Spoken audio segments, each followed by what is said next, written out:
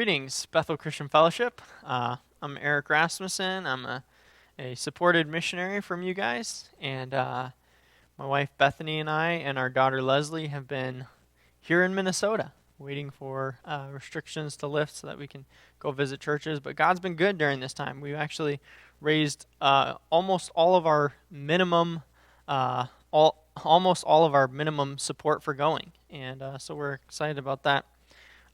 Today I wanted to talk with you guys from the book of Habakkuk.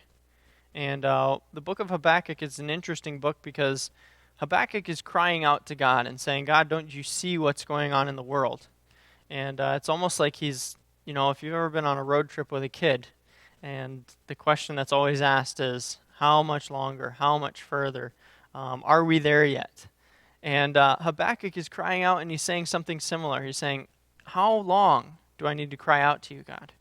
If we go to Habakkuk chapter 1, verse 2, it says this, O Lord, how long shall I cry for help, and you will not hear, or cry to you violence, and you will not save?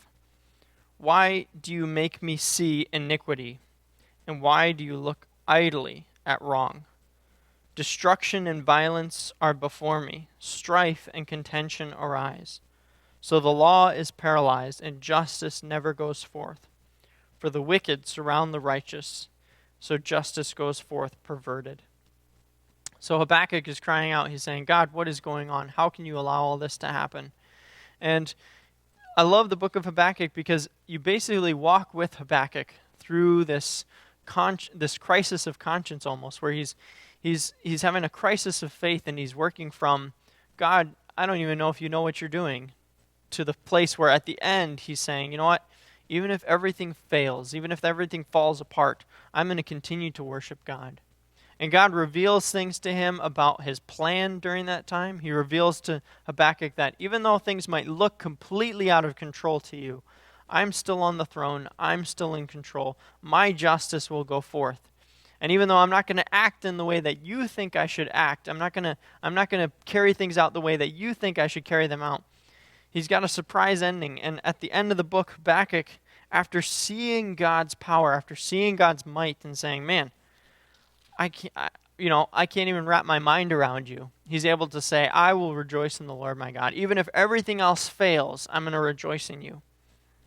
Chapter 3, verse 2 says this, O Lord, I have heard the report of you and your work. O Lord, I fear. In the midst of the years, revive it. In the midst of the years, make it known. In wrath, remember mercy. God came from Teman, and the Holy One from Mount Paran. His splendor covered the heavens, and the earth was full of his praise. So he's saying, Lord, I've heard of you before, but this revelation, it changes the way that I see you. It gives me a deeper appreciation for who you are. And then verse 17 of chapter 3 says, though the fig tree should not blossom, nor fruit be on the vine, the produce of olive fail, and the fields yield no food. The flock be cut off from the fold, and there be no herd in the stalls. Yet I will rejoice in the Lord.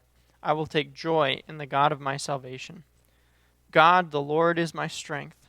He makes my feet like the feet of deers. He makes me tread on high places. So Habakkuk moves from, how long, O God? Don't you see what's happening? He even, in chapter 1, he even says, aren't you from eternity? Aren't you an eternal God? It's almost like he's saying, I'm really questioning your methods here, God. Aren't you supposed to be an eternal God? And yet, the way that the world is being run, it's almost like you have no idea what you're doing. And God doesn't even rebuke Habakkuk for that.